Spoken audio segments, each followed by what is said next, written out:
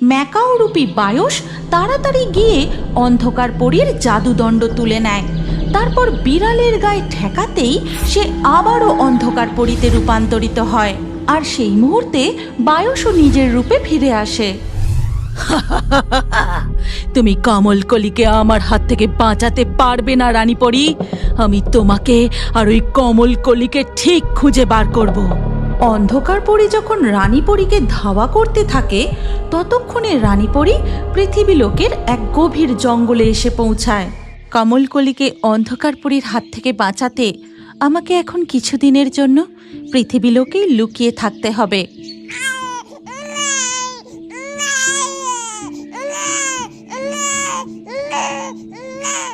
আমি বুঝতে পারছি সোনা, তোমার খুব খিদে পেয়েছে, কিন্তু এই পৃথিবী রাজ্যে আমি যখন খুশি জাদুর প্রয়োগ করতে পারি না, তাই আমাকে অন্য কোনো উপায় দেখতে হবে। এরপর রানীপরী এক বুড়ির ছদ্মবেশ ধারণ করে। তারপর কমলকলিকে নিয়ে জঙ্গল থেকে বেরিয়ে পাশের গ্রামের দিকে যায়। আর এর কিছুক্ষণ পরেই সেই জঙ্গলে অন্ধকার পরী এসে পৌঁছায়। কোথায় গেল রানীপরী? কমলকলিকে নিয়ে? তাকে তো আমি এই জঙ্গলে নামতে দেখেছি। আমাকে জঙ্গলটা ভালো করে খুঁজে দেখতে হবে। তারপর সে জঙ্গলের আশপাশটা খুঁজে দেখতে থাকে। ঠিক তখনই সেখানে বাকি পরীরা এসে পৌঁছায়। স্তব্ধ হও অন্ধকার পরী, তুমি এখান থেকে আর কোথাও যেতে পারবে না। হ্যাঁ, আমরা তোমাকে এখানেই বন্দি করে নেব। তোমরা আমার কোনো কিছুই করতে পারবে না। এই বলেই সে জাদুদণ্ড দিয়ে পরীদের দিকে আক্রমণ করে এবং সেই যুদ্ধ বেশ খানিকক্ষণ চলে। কিন্তু সেই মুহূর্তে সকল পরীদের সঙ্গে অন্ধকার পরী একা পেরে ওঠে না। অবশেষে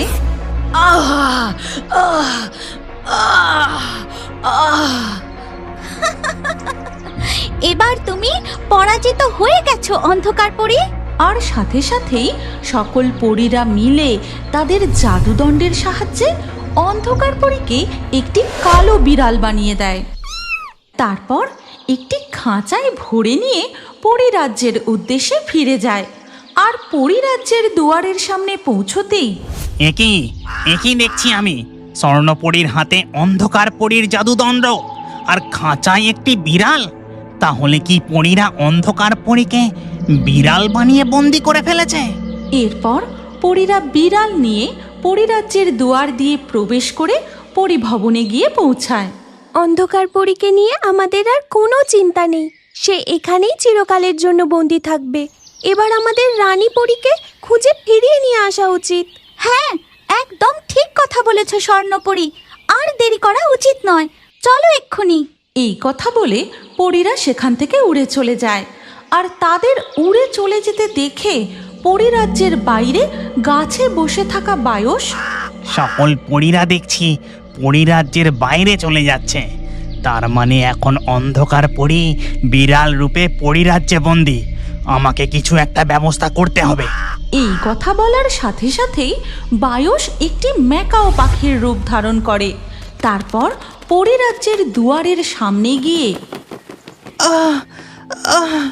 কেউ আমাকে বাঁচাও, রক্ষা করো, আমার যে খুব কষ্ট হচ্ছে। এ কি ম্যাকাও, তোমার কি হয়েছে? তুমি এমন পরীরাজ্যের দুয়ারের সামনে পড়ে রয়েছো কেন? আমি পরীরাজ্যের জঙ্গলেই থাকি। হঠাৎ খুব অসুস্থ হয়ে পড়েছি। ভাবলাম পরীরা নিশ্চয়ই আমাকে সাহায্য করবে। তুমি একদম ঠিক জায়গায় এসেছো বন্ধু। লালপরী, স্বর্ণপরী, তোমরা রানীপরীর অনুসন্ধানে বেরিয়ে পড়ো। আমি ম্যাকাওয়ের পরিচর্যা করছি। এই কথা শুনে বাকি পরীরা সেখান থেকে উড়ে যায়। আর নীলপরী ম্যাকাওকে নিয়ে পরীভবনের দিকে চলে যায়। আর পরীভবনে পৌঁছে তুমি এখানে একটু বসো ম্যাকাও বন্ধু, আমি তোমার জন্য ঔষধি ও পথ্য নিয়ে আসছি। ঠিক আছে নীলপরি, আমি এখানেই বসে একটু বিশ্রাম করি। তারপর নীলপরী সেখান থেকে চলে যেতেই ম্যাকাও রূপী বায়স তাড়াতাড়ি গিয়ে অন্ধকার পরীর জাদুদণ্ড তুলে নেয়। তারপর বিড়ালের গায়ে ঠেকাতেই সে আবারও অন্ধকার পরীতে রূপান্তরিত হয়। আর সেই মুহূর্তে বায়সও নিজের রূপে ফিরে আসে। কাক, আমাকে আমার জাদুদণ্ডটা দাও তাড়াতাড়ি। আমাকে একটা ধন্যবাদ অন্তত দিন অন্ধকার পরি। চুপ করো মূর্খ কাক, তুমি এমন কিছুই করনি আমার জন্য যাতে তোমাকে ধন্যবাদ দিতে হবে। আমি সুযোগ বুঝে নিজেই নিজের ব্যবস্থা করে নিতে পারতাম। এবার চলো এখান থেকে। তারপর তারা এগিয়ে গিয়ে দেখে নীলপরি একটি বাটিতে ঔষধি তৈরি করছে। এ কি অন্ধকার পরি, তুমি মুক্ত হলে কি করে? আর বায়স, তুমি পরিরাজ্যে প্রবেশ করলে কি করে? ও, বুঝতে পেরেছি। তার মানে বায়স, তুমি ম্যাকাও পাখির রূপ ধারণ করে আমাদের ঠকালে। আর অন্ধকার পরি, তুমি গুরুমায়ের তাজ মাথায় ধারণ করেছো কেন? কারণ গুরুমায়ের পর এই তাজ আমারই প্রাপ্য। তোমার স্পর্ধা দেখে আমি অবাক হয়ে যাচ্ছি। এই নীলপরি, তুই বড্ড কথা বলছিস। এই কথা বলেই অন্ধকার পরি তার জাদুদণ্ড দিয়ে নীলপরিকে আঘাত করতেই নীলপরি ছিটকে গিয়ে বাগানে পড়ে। তারপর সেখানে অন্ধকার পরি ও বায়স এসে পৌঁছায়। তুমি দেখলে কাক, এই তাজ মাথায় পড়ার পর আমার শক্তি কত বেড়ে গেছে। হ্যাঁ, তাই তো দেখছি। এবার আপনাকে আর কেউ পরাজিত করতে পারবে না। আপনিই হবেন এই পরিরাজ্যের রানী। এই স্বপ্ন দেখা বন্ধ করো অন্ধকার পরি, তুমি অন্যায়ের মাত্রা ছাড়িয়ে যাচ্ছ। তোমরা আমার আর কিছুই করতে পারবে না। এবার শুধু ওই কমল কলিকে আমায় খুঁজে বার করতে হবে। তারপর তাকে আমার মনের মতো করে অন্ধকার শক্তির বিদ্যাধরী করে তুলব। আর সে যখন 5 বছর বয়সে পূর্ণ শক্তি লাভ করবে, সেই শক্তি কাজে লাগাবো আমি। তোমার সেই আশা কখনোই পূরণ হবে না। আমি এক্ষুনি সমস্ত কথা রানী পরীকে জানিয়ে দেব। ঠিক সেই মুহূর্তেই অন্ধকার পরী তার জাদুদণ্ড দিয়ে নীলপরীকে নিজের বশে করে নেয়। তারপর, প্রণাম অন্ধকার পরী, বলুন আমাকে কি করতে হবে? কাক, ওর হাতের জাদুদণ্ডটা নিয়ে নাও। এই কথা শুনে বায়স তাড়াতাড়ি গিয়ে নীলপরীর হাত থেকে জাদুদণ্ডটা নিয়ে নেয়। নীলপরি, তুমি আমার সঙ্গে পরিরাজ্যের দুয়ারে এসো। তারপর তারা সবাই পরিরাজ্যের দুয়ারে পৌঁছায়। যাও আমার দাসী নীলপরি, পৃথিবী রাজ্যে যাও। সেখানে গিয়ে কমলকলিকে খুঁজবে। আর দাঁড়াও, সে জাদুদণ্ডের সাহায্যে নীলপরির হাতে এটি সব সময় তোমার হাতে রাখবে। আর কমলকলির খোঁজ বা কোনো রকম কিছু বুঝলেই এর মাধ্যমে আমাকে সংকেত পাঠাবে। যথা আজ্ঞা অন্ধকার পরী, তাহলে এখন আমি আসি। অন্ধকার পরি, আমি বরং নীলপরির পিছু পিছু যাই, দেখি ও সব কাজ ঠিকঠাক করছে কিনা। একদম চুপ মূর্খ কাক, তোমাকে যেটুকু করতে বলবো শুধু সেইটুকুই করবে, বুঝেছ? আমাকে বায়স বললে আমি একটু বেশি খুশি হই। এদিকে ততক্ষণে নীলপরি পৃথিবী রাজ্যে এসে পৌঁছায়।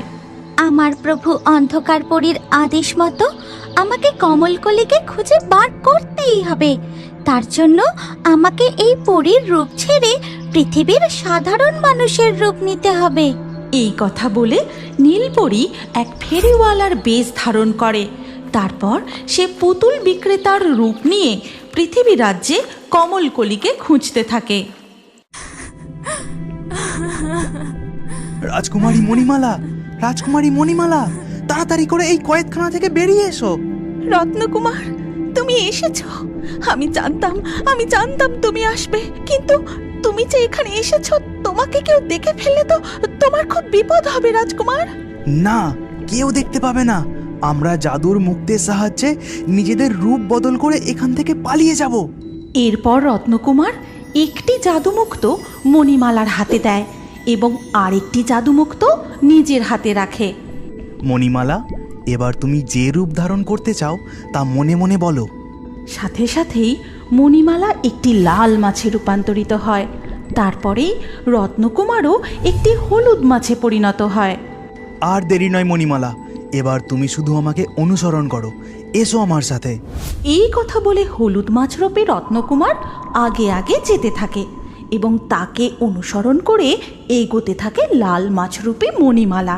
কিন্তু কিছু দূর যাওয়ার পরেই ওই উত্তর জলরাজ্যে এমন লাল মাছ ও হলুদ মাছ আছে বলে তো আমার জানা ছিল না। ব্যাপারটা আমার পাতানো বোন জলরানীকে তো জানাতে হচ্ছে। এরপর নাগরাজ চলে যায় জলরানীর কাছে এবং তাকে গিয়ে লাল মাছ ও হলুদ মাছের সম্পর্কে জানায়। লাল মাছ ও হলুদ মাছ এই উত্তর জলরাজ্যে, আর তারা কারাগারের দিক থেকে দ্রুত বেগে যাচ্ছিল। মুক্তমালা, রাজকুমার কোথায়? কেন? তিনি নিশ্চয়ই তার বিশ্রাম কক্ষেই থাকবেন। নাগরাজ, এসো তো আমার সাথে। মৎস্যকুমারের বিশ্রাম কক্ষে গিয়ে দেখি একবার।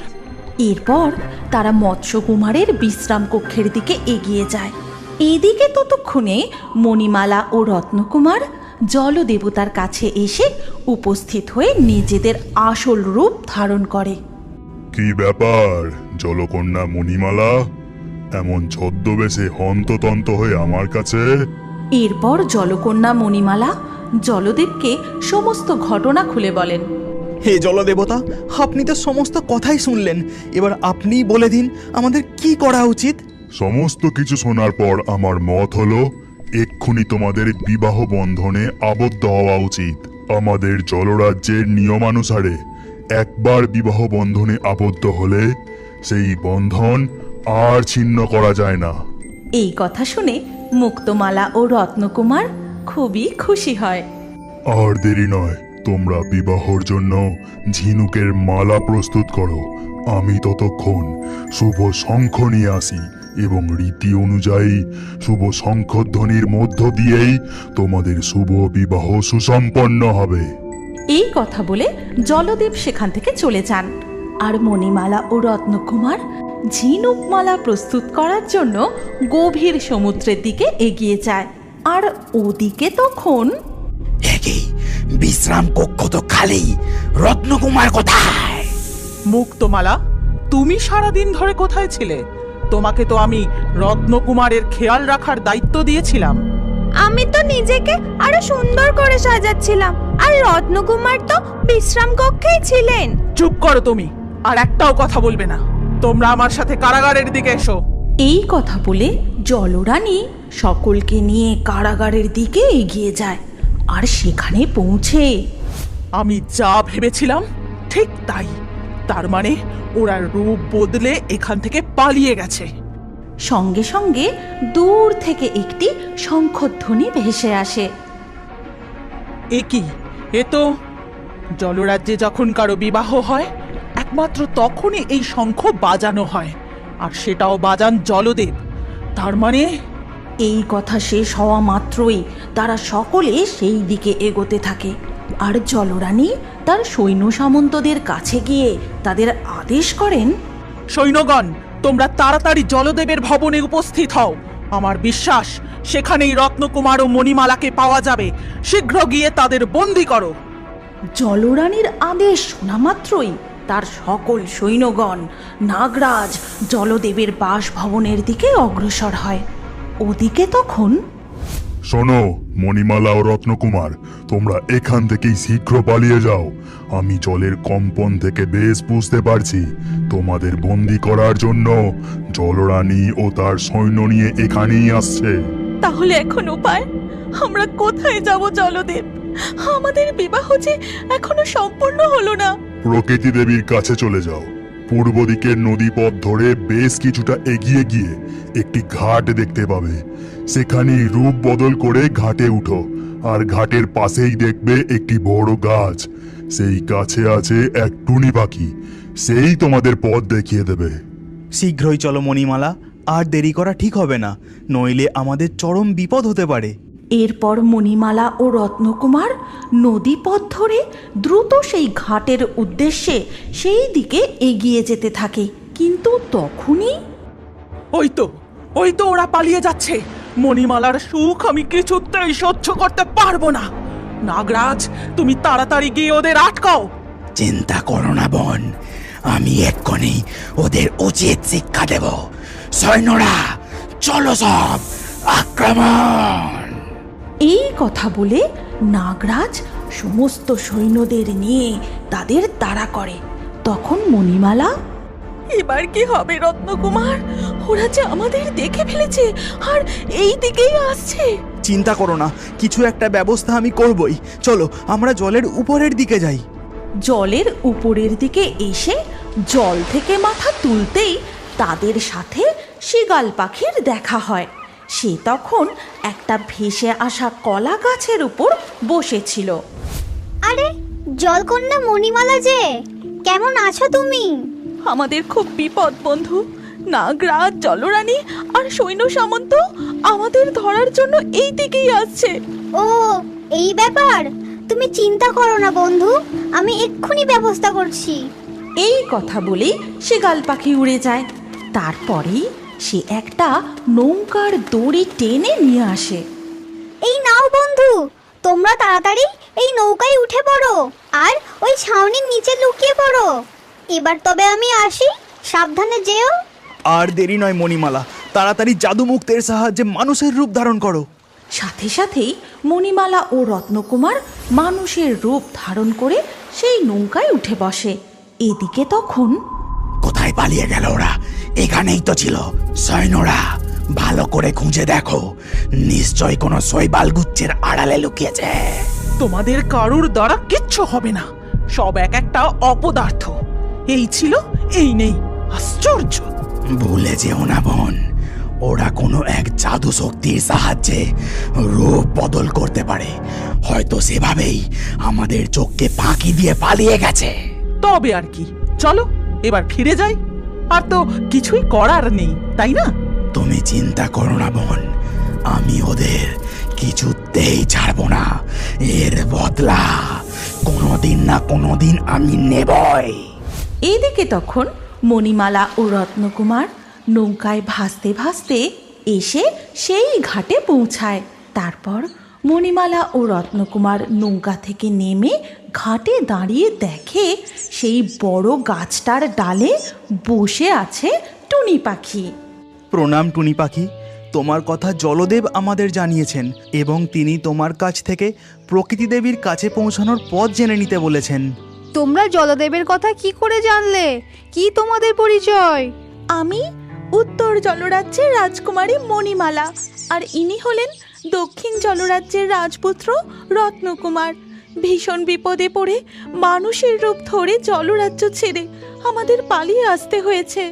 এরপর মণিমালা টুনি পাখিকে সমস্ত ঘটনা খুলে বলে, আর সবকিছু শুনে টুনি পাখি বলে, ওরে বাবা, এ তো খুব ভয়ানক কাণ্ড। আমি এখনই তোমাদের প্রকৃতি দেবীর ঠিকানা বলে দিচ্ছি। দেখো, এই নদী জঙ্গলের ভেতর দিয়ে আঁকাবাঁকা পথে বহু দূর এগিয়ে গেছে এবং মিশেছে এক ঝর্ণার স্রোতের সাথে। সেই ঝর্ণার আড়ালেই আছেন প্রকৃতি দেবী। অনেক ধন্যবাদ টুনি পাখি, তাহলে এবার আমরা আসি। কিন্তু এভাবে মানুষ রূপে পায়ে হেঁটে গেলে যে হিংস্র পশুর আক্রমণের শিকার হতে পারো। ঠিক আছে, তবে আমরা আমাদের রূপ বদলে পাখির রূপে সেখানে যাব। এরপর রত্নকুমার ও মণিমালা জাদুমুক্তর সাহায্যে লাল পাখি ও হলুদ পাখির রূপ ধারণ করে নদী পথ ধরে এগিয়ে গিয়ে প্রকৃতি দেবীর কাছে পৌঁছায়। তারপর প্রকৃতি দেবীর সামনে বসে তাকে সমস্ত কথা খুলে বলে, আর সব কিছু শুনে প্রকৃতি দেবী বলেন, আর কোনো ভয় নেই বৎস। আমার কাছে যখন এসে পৌঁছেছ, তখন কোনো শত্রুই তোমাদের কোনো ক্ষতি করতে পারবে না। তোমরা ওই ঝর্ণার জলের নিচে আসল রূপে দাঁড়াও। এরপর মণিমালা ও রত্নকুমার ঝর্ণার জলের নিচে দাঁড়াতেই তারা আসল রূপে ফিরে আসে এবং সেই ঝর্ণার জলের নিচেই প্রকৃতি দেবীর উপস্থিতিতে ফুলের মালা বদলের মধ্য দিয়ে তাদের শুভ বিবাহ সুসম্পন্ন হয়। তুমি কি এখনো বড় হয়ে কার্টুন দেখতে ভালোবাসো? তাহলে তোমার নাম ও বয়স কমেন্টে জানাও। আর আগের ভিডিও থেকে লাকি ড্রয়ে নির্বাচিত নামগুলি হলো হাসান, এলিনা, ইয়াসমিন, সহেলি, সদ্দম, সুরিয়া, সিফা, সুমাইয়া, রূপা, রোজা, বিশ্বজিৎ, লামিয়া, আকবর, সংযুক্তা, তসলিমা। যে সকল দর্শক আমাদের চ্যানেল সাবস্ক্রাইব করে তারপরে কমেন্টে নাম লিখেছেন, আমাদের পরবর্তী ভিডিওতে তাদেরই নাম বাছাই করা হবে। তাই রিও বার্ডস ইউটিউব চ্যানেল অবশ্যই সাবস্ক্রাইব করবেন এবং স্ক্রিনের উপরে আসা আমাদের পরবর্তী গল্পটিও দেখুন, তাতেও আপনার নাম থাকতে পারে। না থাকলে আবারও আপনার নাম পরবর্তী ভিডিওতে লিখে দিন। কি ভাবছেন? তাড়াতাড়ি ক্লিক করে দেখুন।